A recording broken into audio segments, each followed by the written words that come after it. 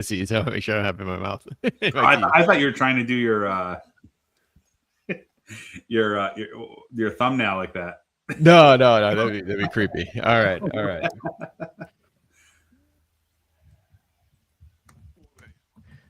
All right, welcome to another week of Chicago Landlord Secrets, and we're doing it early this week because we're accommodating Tim's vacation. Where are you going, Tim? I am tomorrow flying into Orlando, the ultimate destination. We're getting on a cruise ship, but before that, we're going to take my daughter to Mickey's Not So Scary Halloween party in Disney World, and then hop on a cruise ship, going to the DR, Turks and Caicos, and the Bahamas.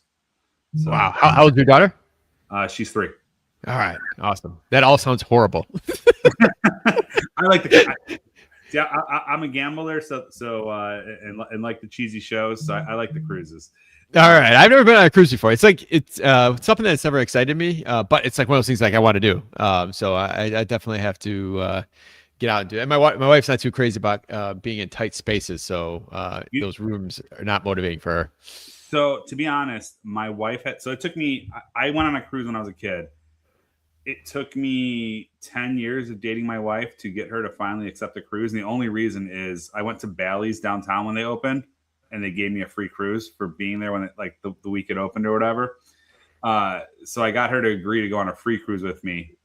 Within 3 weeks, her whole family heard about it and signed up to go too.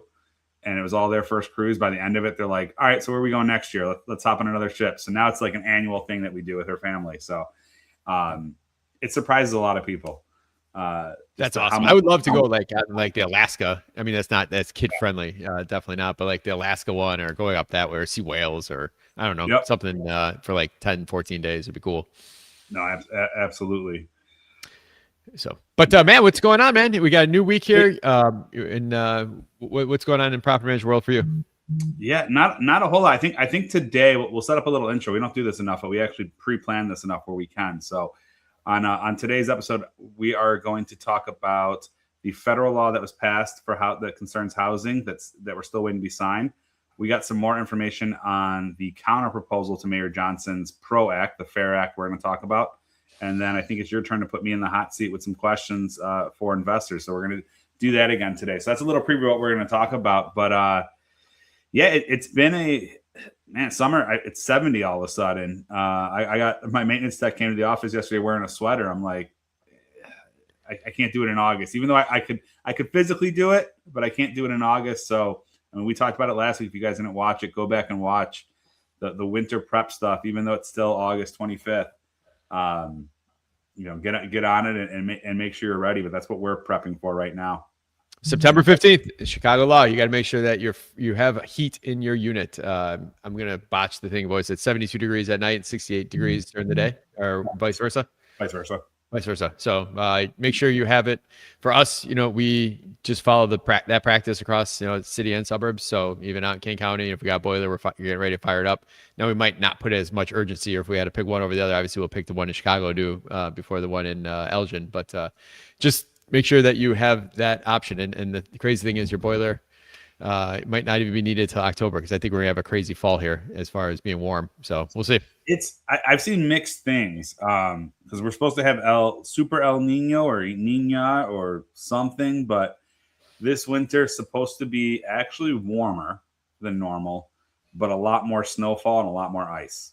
So, all right, man. Well, let's dive right into it. I don't want to hear about snow and ice right now. Let's dive right into it. Let's talk about the which I don't know if this is more exciting, but the new federal housing law that the thing that I actually searched this about a week ago, and I'm like, man, did this ever pass? And what I found out was it passed. It went to the president's desk, and he never signed it. And he never signed it out of protest for something that had to do with the payback.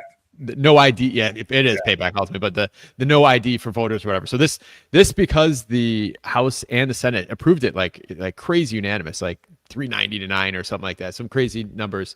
It automatically passed and went to law, and just did it quietly. They didn't celebrate anything. But there's nothing that really hurts Chicago investors in here, which is cool, right? It's like, all right, somebody that was trying to make a point got in what they needed to get in, and they didn't hurt us too bad. So The biggest one that on there that people talk about is this is the law that passed that says real estate investors can only accumulate so many single family homes, and that number was it 309 or 350 private or homes. And remember, that's only single family homes. So like you can own a 10,000 unit building. Like there's no limit on that. It's single family homes. They're basically looking for things that a normal person would buy to try to live in, that they want to keep it from. Yeah, and I mentioned something the other day on Instagram about it, and I was messaged right away like, oh no, like I have 290 apartments. Does that mean I can only buy? I'm like, no, you're good. So really, this target goes after. I mean, if we're going to talk about Chicago market specifically, it goes after really Invitation Homes for the most part. Invitation Home is the largest owner of single family homes in the Chicago market. I don't know. I mean, I'm sure there's a couple other guys that have 100, 200 units. Just they're doing it quietly. But so this is not that big of a deal because I don't know too many people. Anyone that's really looking to grow gangbusters is not doing it through the single family home strategy. No, I would agree. And I mean, I don't know how you feel about it, but I just had this conversation with a client. Single family homes and condos, right? Condos are a little bit different in terms of being on the good side, in my opinion, but they're great to start off with because they're achievable, right? You can save up 20 to 40 grand for a down payment for a house and go knock it out. The real rich people in real estate, unless you're Grandview or something like that, where we're buying thousands of them, is when you can start to buy those bigger multifamily homes. I think your profit margin goes up a little bit. But homes are a great way for a small landlord to be able to, over 5 or 6 years, buy 10 properties and then at some point trade them in and then buy that bigger property that they can retire on. So, yeah, I don't see a lot of mom and pops getting to 200 or 300 single family homes. Yeah, either do I. And I'll throw out one crazy thing. I had somebody sit down and do the math to me. It's probably about 20 years ago now, when I used to be like, oh, so much easier to buy condos. I should keep buying condos. But they did the math for me. They said, hey, Mark, a $200 HOA fee ends up equaling about 40,000 at a, I think the ran the numbers at 5 or 6 or 6.5% rates. This was before things went way down. This was before the market even crashed. But they said, a $200 assessment that they have to work into the numbers, into the debt ratios, equals $40,000 worth of house. So if you buy a house that is worth a townhouse or a condo that's $200,000, you can afford the same for the same approval, $240,000 worth of house. So that might be a little higher if rates are a little higher as well too. But I always found that to be very interesting of what you get for the money. Yeah, and that's a big deal. I mean, that could be an extra unit in certain areas on the south side. That could be a 4-bed instead of a 3-bed, and all of a sudden you're seeing an increase in the rent amount that actually makes a difference. So, yeah. So speaking of the south side, let's roll into the next thing here, and that was one of the changes, the small loan program that I have. Now, I actually have Chris Polillo from Guaranteed Rate coming down here to the studio here in a little bit. We're going to talk about this for a half hour, but really, if you ever wanted to, and this is a good one for realtors too. So if you ever wanted to, it's less and less now because prices have gone up. But if you have a single family home on the south side of Chicago, maybe it needs a little work, but it's financeable. It's really hard to get a loan that's under $100,000. Or, right now I actually have a condo that I think I owe $40,000 on. I'm like, you know what? I'll pull out 125 or whatever. But getting loans for these small dollar amounts is really tough, and there's certain limits of how much closing costs can be versus how much the loan is, and so forth. And that's what another thing in this new federal law has changed. So this is super valuable for especially like South Side, West Side, when you're trying to find these smaller properties, even some of these condos even. Yeah, I mean, I know a couple of years ago, and it's funny because people called me crazy, but all the signs were there. I was looking at Rockford as a place to go and put some money into. And the reason being is you could get a house for 70 grand, 75,000. And the Section 8 there was paying well enough that it worked out pretty well. The problem is I could not find a lender because of all this. So what it's going to do, and this is either good or bad. I mean, I guess it's not bad, right? Because you don't have to use it. But what it allows the lenders to do is charge you more for a small loan, which allows them to make the money that they would have made on a $200,000 loan.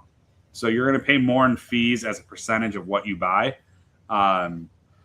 You might have the same amount of fees for a $75,000 mortgage that you do for a $200,000 now, but that mortgage, because of that, you're going to find loan officers willing to underwrite it and do it, which will allow you to buy things at a smaller rate. So, yeah, and this might be if you have a smaller down payment, or I've seen this come up with problems where a family member passes away and someone within the family wants to buy the property, and maybe they're getting a pretty good deal, and they're getting a deal based on it has been updated in 50 years and so forth, but they're paying $90,000 for it, and they struggle to get finance. They got 20% down even, but actually the more you put down on one of those smaller loans, the smaller the loan amount becomes, which makes it even tougher to do, which is totally counterproductive. So so that could be helpful. And I know there's some other hair around this, and I'll share with you what me and Chris Pulio will talk about here later on this morning. Awesome. Yeah. Okay. That's gonna be a fun one when it comes out. Yeah. The other change that you have coming in here is around Section 8. I know you may have talked about this a little. It's around inspections and the ability to be a little more flexible with that. So I don't know if you want to talk about that. Yeah. So you researched this before the show, so I'll let you go as well. But from what I remember, it's going to allow certain issues to still be move-inable, I guess is a better way to put it. Like, they're not going to hold you up for 30 days while you wait for another inspection because you didn't put up the number 2 properly on your door, right? You have to do it still. They're going to eventually come knocking and make sure it's done, but they're not going to hold up a tenant moving because of something super small that doesn't actually affect the way that they're living. Yeah, and there's multiple other parts of that too, pre-inspection. So if, say, you have a property and either you want to try to put a voucher in there, or maybe you're just in an area that just has heavier voucher volume, you could get the place pre-inspected. Yep. And also, if you maybe had an annual inspection, you had a tenant in place, you had an annual inspection, and that tenant moves out, and then also, maybe 4 or 5 months later, the tenant moves out after their annual inspection, and then you have someone else move in. They can use the results or some piece of that to make the new move-in inspection easier if you've already passed with the previous inspection. So there are some things that will have to get hammered out there, but again, these things. Usually these laws pass and we're screwed. These are actually not that horrible of scenarios. No, I mean, it's actually good for the mom and pop investors. Obviously, they're going after Blackstone and whatever. I forget which one's stock and which one's houses, but Black whatever. But that's Greystone or Greystar, I should say. Sorry, I don't know why I always say Greystone. Greystar has been getting hit a lot with a lot of these lawsuits and a lot of these new laws, and it's really the bigger companies that they're finding to be unfair. They're not going after mom and pops, which is great, and we're going to see. And I think that this could help Section 8 a lot. My only concern is we won't see it in Chicago. There's been other things passed for Section 8 where they allow the agencies to do things, and it still has not made its way down to Chicago, where other, you go to Ohio and you can get, you can actually in certain areas. So HUD itself allows the Section 8 agency like CHA or HAC to pay for holding costs. We do not get that here. So these are things, we'll see if they make it mandatory or what happens, but I'm hoping we'll see some of this, or at least eventually, but it's still to be determined. Well, CHA is always a crapshoot. You're a gambler, but Cook County surprisingly has made changes. HACC, Housing Authority of Cook County, and DHA, Kendall, Will, McHenry, all of these smaller operations. Hopefully, if you're an investor out here in the burbs, you'll be able to take advantage of some of these things sooner than later. So, absolutely. The last big chunk in this that I want to bring up here is, we have a housing issue right here. If you haven't heard of that yet, and we need more units, and the ability to push and promote manufactured and modular housing is something that this bill also outlines. Now, it's basically giving, it's supporting the zoning and supporting, giving incentives to the municipalities that are going to promote manufactured and modular housing. Now, for my, we had Josh Braun from Connects, who's actually doing some modular stuff here in the city, and he's big nationwide. He's doing big shit everywhere. And then we've had Rory from CSI Container Builds, which we have a Buffalo Grove. They do pretty cool thing. They take old storage containers and turn them into units. But talking with Josh, like you look at one of their properties in the city, they literally have you can't tell the difference. Like if it's a stick built house or if it's a modular house. And the interesting thing was it doesn't cost any less. It costs about the same dollar per square foot, but you're able to do it faster, which means you could shorten your timeline. Maybe a developer can use less interest and maybe that can roll into a more affordable product, or they can be more profitable where they can do more, whatever it might be. So that was something that was amazing to me when we had Josh on back in the day. And I think the biggest part about it that will really change things, and we'll see how it goes, but zoning, right? If you go down to Texas where zoning's a lot lighter, in Austin where the boom could have got really out of control, and it did get, prices got higher in Austin, right? But not as much as they could because they were able to buy a lot and put 3 or 4 of these modular homes on it. And now you have 4 apartments or 4 houses that people can buy. Whereas in Chicago, we're so limited. Like you can't put a 2-flat on a residential house on a residential street in a lot of areas because the alderman won't allow it. So it's going to save a lot. And they don't, like to your point, right? They don't look bad. It's not the trailer park that, I don't know if you saw this news, but I'll make the joke anyways. It's not the trailer park that the 49ers owner went to in Ohio last week. But if you don't know what I'm talking about, look it up. I will. I'll have to. I missed it. But you know, these houses look nice, and to your point, like a stick house or a frame house, like you're not going to know the difference. And we're not really building brick houses anymore, anyways. Like brick houses were the ultimate, are the ultimate. You know, the wolf can't blow them down, right? But we're not building that. We can't afford it. You know, I would say, what would you say? When we talk about affordable housing, what would you say a house would have to be priced at to be an affordable house for, like, you know, a middle, like someone making 40 or 50 grand a year? Like, so I think people look at this the wrong way. And it's not the affordable housing that's got to be built. It's more housing has to be built so there can create affordable housing. And what that is, think about, there's probably a couple thousand people right now that if they had the opportunity to buy a new construction home somewhere out here in the suburbs, you know, even if it's $600,000 or $700,000 or $800,000, they buy that, and then all of a sudden that flat that they're living in Bridgeport, or that flat they're living in Lakeview, whatever it might be, Belmont Craig and whatever, that now becomes another vacancy, and maybe you have enough of those, and all of a sudden it's like, oh, we got a lot of vacancies, we got to lower the rent a little, and it pushes the downward pressure on rent, just because there's so many options. I think about the people when I was 20, 21, I wanted to move out and build. I wanted to build a new house, but the only way I could do that was go further out to Elgin, and that's where I ended up. I was about 23 actually, but when I moved out of my condo, that turned into an affordable rental for somebody that was living in Schaumburg, and at the same time, it's always that upward motion. And now, if you're going to build condos right now or townhouses, they're not going to be affordable today, right? You know, if you're going to talk about rent per square foot, but 15, 20 years from now, they will be affordable. They'll be kind of just market rate type stuff that it's nothing fancy, and it's a step down from the new stuff they're building then. But it's just like the constant evolution of building is just going to create that downward pressure on rents to make it affordable.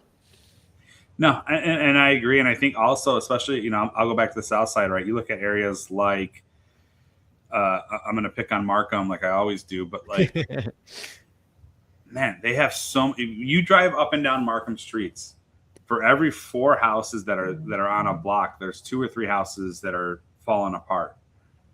And when you're not allowing investors to come in and fix those up and make them livable, like no one likes, you know, there's a story that I like about, it's, you know, this family's out and their neighbors getting, you know, the grass is overgrown and there's mice coming from it and stuff like that. And so they go and chip in and like they mow the grass for the guy, and they're paying for pest control to go over there and all that. It's an elderly couple, you know, blah, blah, blah. And the young kid goes, "Mom, why do we do all this for them? You know, like, we're so nice and they don't give us anything back." And they live, and she looks at him and goes, "I'm not doing it for them. Like, if we don't fix their problem, it comes to us." So people, when you're buying on these blocks, the problems with dilapidated homes, whether it's crime happening at them or just pest controls and coming over and stuff and being that breeding ground for it, it's bad for everyone. So when a town stops investors from coming in and fixing those or knocking them down and building a 2-flat or a 3-flat to allow housing, it's terrible for everyone. And that, like you said, that's the issue. Yeah, for sure. All right, that's all I got for that. I think it's really big news around that. There's a lot of littler stuff on there. There's some other things around making federal housing. There's more like they're expanding the federal housing program around the what they call RAD, rental assistance demonstration. But right now there's a cap of 100,000 units, and they're looking to get more block funds for disaster recovery, which they could declare a neighborhood a disaster and it'll get funds. And then moving to work program, it was added. And then another thing, some more housing counseling to help people find housing around when they're struggling. So there's a bunch of little bullet points, but those are the big things that I want to make sure we covered here. Cool. Let's jump from there to go local then. There's finally some text I found. I found out why it was so hard for me to find the text on the FAIR Act. There isn't technically like an act, like the FAIR Ordinance. It's 3 different bills that are changing things that all come together to compete against the Johnson Pro bill. So for those that don't know, Johnson came out May or he came out in April, but I think the text came out in May for the Pro Protecting Renters Ordinance, which is getting a lot of backlash. A lot of tenant organizations are cheering it on, but no one, it sounds like 23 out of the 30 aldermen are against it, or at least proposing a better alternative to it. And I did not realize that CPS, I just found this out. CPS is already back in school. I don't know. I grew up in CPS, and it was like, we didn't go back till after Labor Day. So that's so weird to me, but the aldermen get to sleep in for another week. They're not back until after Labor Day. But once they come back in September, these bills are going to be put up for a vote at some point soon. So we're going to be hopefully or not hopefully, depending on how you're looking at it, we're going to have some topics for September and October as they go through and argue this out. But here's the thing with the FAIR Act: 98% of it is exactly the same as the Pro. So they agree on 98% of the things. Here are the key differences. I'll give them to you, and then we can talk about them one by one. But the biggest difference is it completely cuts out the part about non-renewing and having to pay, or just cause eviction, right? You don't have to pay $5,000 or $10,000 to non-renew a tenant. That's huge. I think that's the topic that's taken shape for being the most popular out of that. So I don't know if politicians do that on purpose, but it's like they anchor you at that, and it's like, well, if you remove that, then nothing else is that bad. So it's like, I don't know if that's all part of the setup. Yeah, I mean, I agree, and I think that's part of it. I would say, I'm not saying I would be pro if they took that out. Like, I wouldn't be like, oh, I think that they need to pass this, or like, I want them to pass it. But I think if you take that out of the Pro ordinance, as a landlord, I could live with it. Yeah. I'm not, don't misquote it and be like, oh, he wants Pro to pass. But I could live with everything else there. I think that would destroy rental prices. And also, to your point of what you're talking about before, destroy inventory, because you're going to see these houses just get sold and not be up for rent anymore. Or see this stuff, where what you see now with retail stuff, where they just leave it vacant because it's a tax write-off. Yeah. You're going to see more of that because it's not worth the risk to rent it out. So they're going to, people from California, New York are going to buy these buildings and just leave them and hold them for the tax write-off, and you're not going to have any housing stock. Yeah, no, I agree. I think we're expecting some form of change for the last couple of years to happen to the CRLTO, but it's just managing damage control, I guess, all this stuff. All right, so the second difference, and this one's actually interesting. I I didn't realize it was part of it. This is going to be the part that I think how we talk about pro. If we got rid of just cause, we'd be okay with it, but not like it. I think this is the renters version of that. The Fair Act changes the definition of a tier 1 landlord. Tier 1 landlord right now is a 4-unit or smaller in which the owner occupies one of the units. So if you're aware, in Chicago, if you live in a unit and you rent out the unit downstairs, there's a lot of the RLTO that you do not have to follow. Yes. But we always tell people that, more than likely you're going to move out and you'll have to shift to following all those rules right away. And sometimes it's easier just to follow them from the get-go. But you also have that grace if you mess up on something, which is the nice part. So here is what it changes it to. 12 units or less owned by the same person can be scattered, can be anywhere. They do not have to live in there. So any landlord that owns 12 or less is now exempt from the things that living in a 2 to 4 unit building made you exempt from before. That's interesting. Yeah. I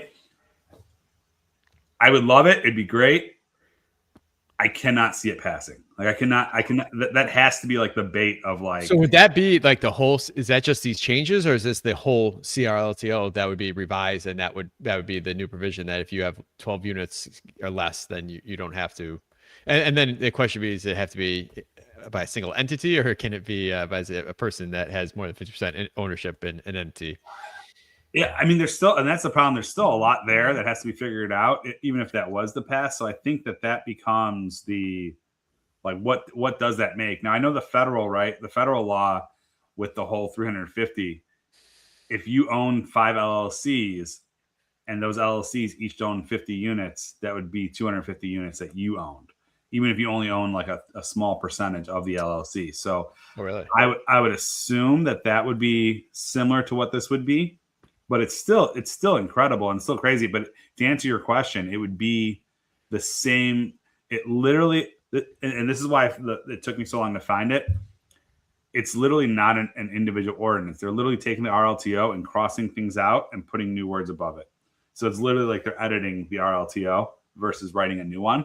And they literally just cross out owner occupied 4-unit and tier 1 landlord. Here's a definition of tier 1 landlord.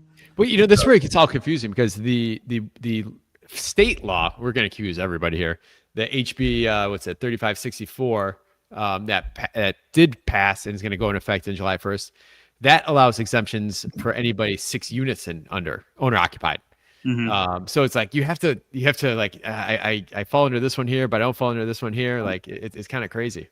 Yeah, remember, yeah. So to re-go over this, I think we've talked about this before, but the smaller the municipality, they can add on stricter restrictions. They can't make less strict. So if Correct. the state has a law for 6 and under, and the city has 4 and under, the city rules 4 and under is what will apply. Yes. Yeah. So the city will still hold there, but if you're in the Collier County or Southern Illinois, it's going to be 6 units come January 1. So that part's interesting to me, and like I said, it's going to be the same. Whatever the exemptions were or are right now, I should say, for the owner that has 4 units and lives in one is what it would be if you have 12 units or less. This and then the next one that changes. At least I don't think I saw this in the PRO Act when I saw it, and maybe it is in there. But the right to cure. So in Cook County, we have the right to cure. That's huge. So if you accidentally left out a disclosure and forgot to tell them that there's no radon in the home, they can put in writing that you left it out, and you have 2 business days to comply. Huge.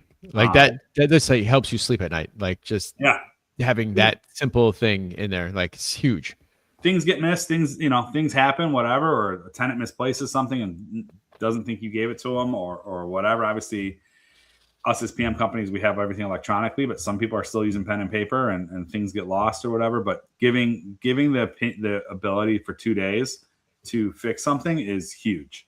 I remember when that was being hammered out for the Cook County version, and they they originally had just 2 days. They'd have 2 business days, and everyone's like, "That's fine." Everyone's going to start complaining at Friday at 5, and then no one's going to get back to them, and they're going to be able to take them to court. Like, so that's how they put the 2 business days in for that. Yep. No, I like it. And I think that's a huge one. And then the last difference that I could find really, and there may be more. It's, like I said, it's a very confusing way that they wrote it because they didn't write one up like just a specific fair act. It's changing different laws, but they're still going to do the registration, but all you have to do is put a name and address. So you can put your LLC name and the address of your LLC. You don't have to disclose all your information, and there won't be a fee. Wow. So it's like you're gonna do that paperwork, you might as well charge a fee. Yeah. So we're just gonna go back to no inspection, right? No inspection. Yeah. So we're just gonna go back to 2015, 26. When didn't Chicago have business though? The city's gonna start collecting all this paperwork. Someone's gonna have to be in charge of it, and then they're not. How they gonna pay for it? So it's like if you're gonna do that, at least collect a fee because you're gonna add a fee later. It's like.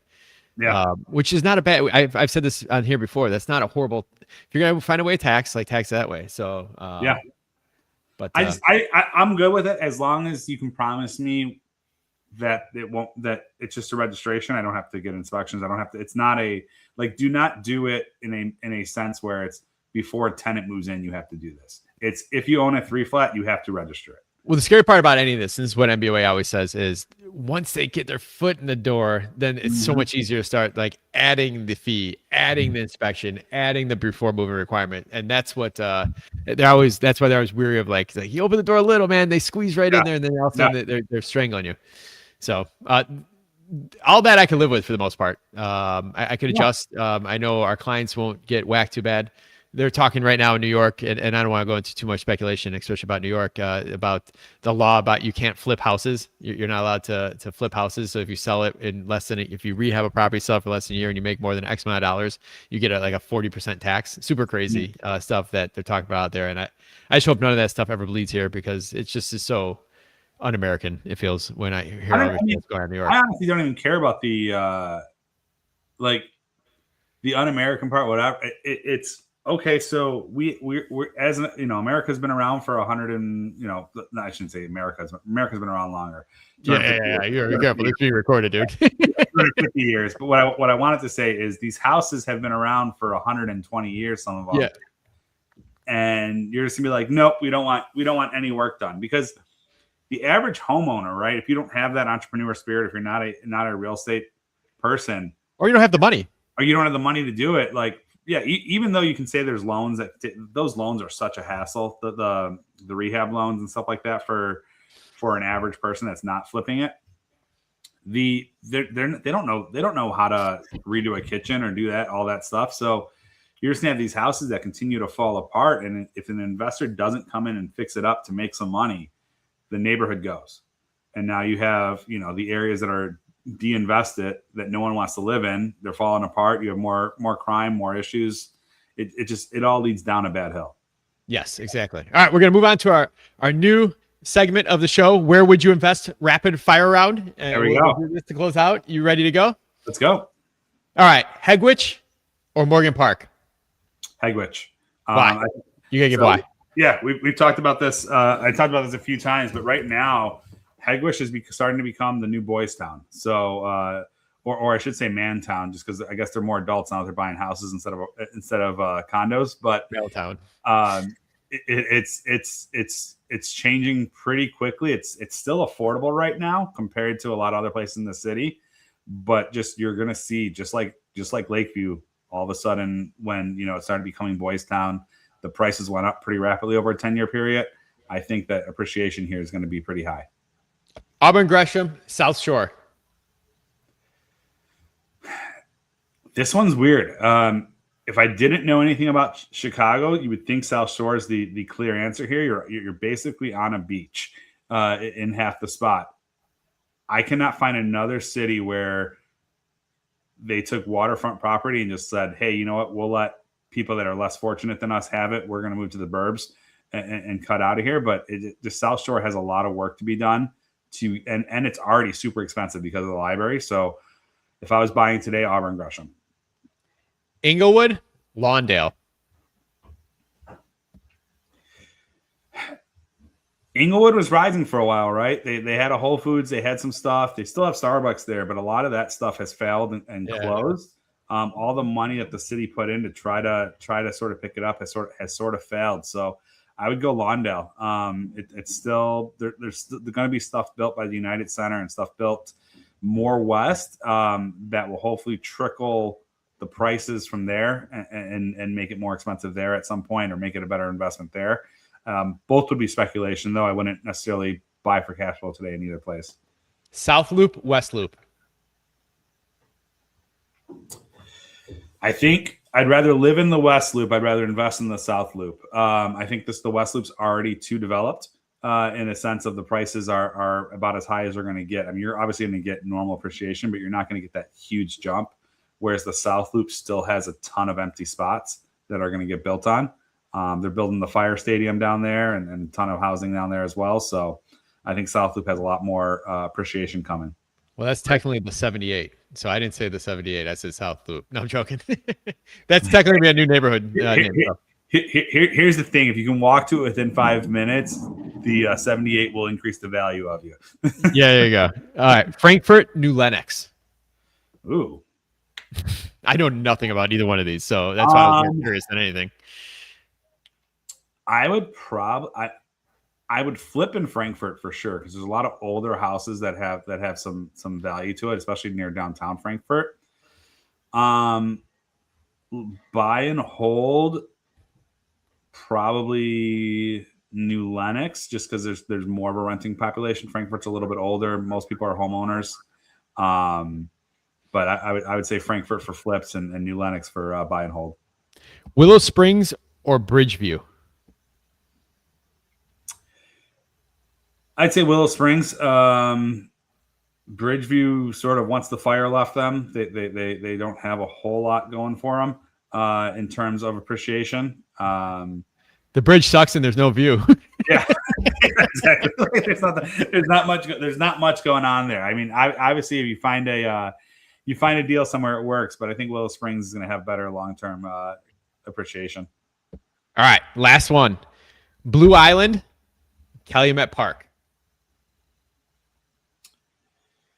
Calumet Park, and this for anyone that doesn't realize this, Calumet Park is a small suburb right just below West Pullman, in between Riverdale and Chicago.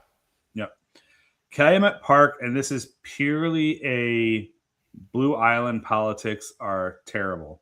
To get the rental approved and to get the license, to do all that stuff is a lot harder than in Calumet City. Now, Calumet City you still got to do your crime-free class and all that stuff. There's still restrictions, but Blue Island's much tougher. So as an investment, Calumet City. Everyone, the comments are like, is none an option? That's a tough one. Yeah, I agree on most of what you said here today. All right, man. Well, that's awesome. You got to be right. I'll come back. We're going to do this. Where would you invest? Rapid fire round here at the end of each episode. Yep. We'll transfer a few. We'll see where it goes. We got some engagement here. Thank you, guys. Thank you, John and Jay, for chiming in. Next week, man, while you're hobnobbing with Mickey, and we're going to have a guest host on here. So I'm going to have John Warren from the near western suburbs, head up of WSBOA, part of MBOA. We're going to have him on as a guest co-host. So come on back here next Thursday, 1:15. Tim, have an awesome time in Florida. Enjoy the moments because they grow up fast. And listeners, share this episode. You could catch it replayed, not live on Facebook, LinkedIn, or YouTube. And please refer it with a friend. And feel free to ask any questions, and we'll bring up topics here. Tim, thank you. And we'll see you next week.